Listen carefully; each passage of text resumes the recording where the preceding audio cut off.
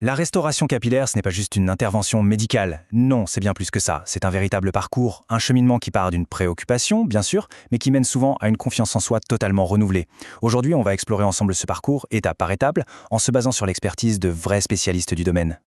Alors, commençons par une réalité que beaucoup de gens connaissent, la perte de cheveux. Ce n'est pas qu'une question d'apparence, loin de là. En fait, ça touche profondément à la perception qu'on a de soi, à l'assurance qu'on peut avoir au quotidien. C'est vraiment le point de départ émotionnel de toute cette démarche. La toute première étape, c'est donc ça, reconnaître la situation. C'est le moment où l'on se dit stop, où l'on décide de ne plus laisser cette chute de cheveux dicter son bien-être, et de se mettre à chercher des solutions concrètes.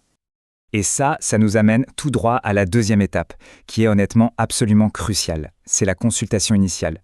Ce n'est pas un simple rendez-vous, c'est littéralement la fondation de tout le processus qui va suivre. Bon, penchons-nous sur ce tableau. Ce qui est assez incroyable ici, c'est de voir à quel point cette évaluation est approfondie. On ne parle pas juste de compter les cheveux. Non, le spécialiste va analyser la qualité, l'épaisseur, mais aussi se projeter dans l'avenir. Comment est-ce que la situation pourrait évoluer? On va aussi chercher les causes profondes. Et surtout, on établit un vrai dialogue pour que les attentes soient parfaitement claires et bien sûr réalistes. Et ça, c'est un point capital, vraiment. On pourrait penser qu'aujourd'hui tout se fait à distance, mais pas ça.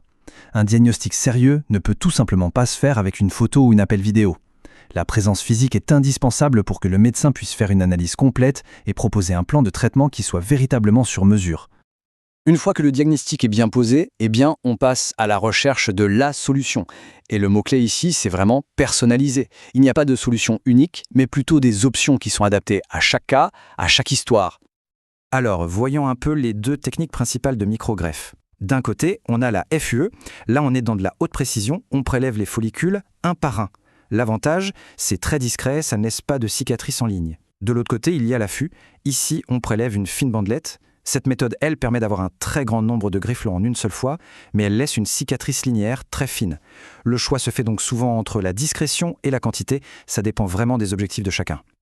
Il faut aussi parler du PRP. Mais attention, ce n'est pas une technique de greffe à proprement parler. C'est un traitement complémentaire qui est juste formidable. En fait, on utilise le propre plasma de la personne, qui est super riche en facteurs de croissance, pour venir booster la zone greffée. Ça accélère la cicatrisation et ça optimise la survie des nouveaux follicules. C'est un vrai allié pour maximiser les résultats. Allez, on passe maintenant à l'intervention elle-même. Savoir comment ça se passe, concrètement, ça peut être très rassurant. Alors, démystifions un peu cette étape ensemble. C'est sans doute la question que tout le monde se pose. Est-ce que ça fait mal? Et la réponse est claire, non. Grâce à une anesthésie locale, tout se déroule dans un confort optimal.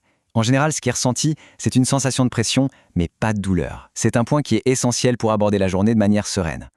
Regardons d'un peu plus près comment se passe une FUE. Tout commence, bien sûr, par une préparation super méticuleuse du cuir chevelu.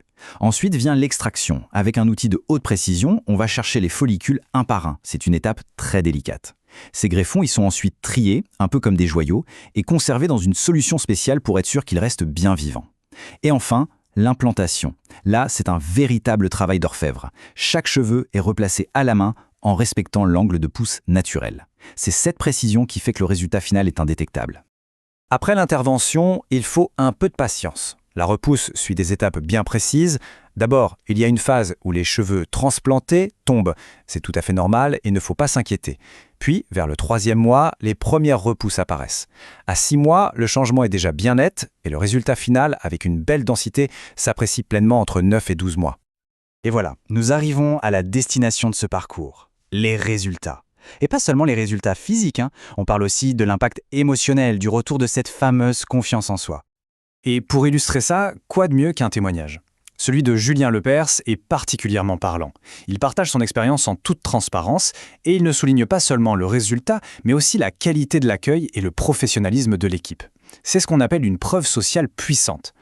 Ce chiffre, il parle de lui-même. Plus de 5000 interventions réussies en 25 ans. Ce n'est pas juste un nombre. Ça représente une accumulation d'expertise, un savoir-faire et des milliers de résultats qui forcément inspirent confiance. Donc pour résumer, qu'est-ce qu'on peut attendre à la fin de ce parcours? Des cheveux naturels, permanents, bien sûr. Mais le point le plus important, c'est ce qui est juste en dessous, une meilleure image de soi, une assurance retrouvée, que ce soit dans la vie perso ou pro. C'est bien ça le véritable objectif final. On termine avec cette question qui invite un peu à la réflexion. Tout ce parcours, toute cette transformation, ça commence finalement par une étape très très simple et accessible, une conversation. Une première consultation pour poser ses questions, avoir des réponses claires et voir si c'est la bonne voie à suivre, sans aucune pression. Finalement, le premier pas est peut-être le plus facile à faire.